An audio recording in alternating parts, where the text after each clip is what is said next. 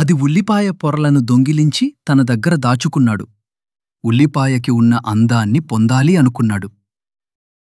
బంగాళదుంపలా బలంగా ఉండాలని తొక్కతీసేశాడు. టమాటోలా ప్రకాశంగా మెరవాలని గింజలు తీసేశాడు. మరుసటి రోజు ఉదయం ఉల్లిపాయ రోదించింది, బంగాళదుంప బాధపడింది, టమాటో సిగ్గుతో దాక్కుంది. కూరగాయల పోలీసులు. కెప్టెన్ క్యారెట్ వచ్చాడు.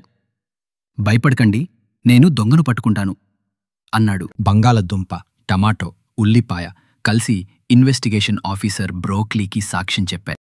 కెప్టెన్ క్యారెట్ చాకచక్యంగా ఆలోచించి మారువేషంలో వచ్చి కీరదోసకాయను పట్టుకున్నాడు. కీరదోసకాయ తలదించుకుని, నేను బలంగా, అందంగా, ప్రకాశంగా కనిపించాలనే దొంగతనం చేశాను, కాని నా తప్పు తెలిసింది అని నిజం ఒప్పుకున్నాడు.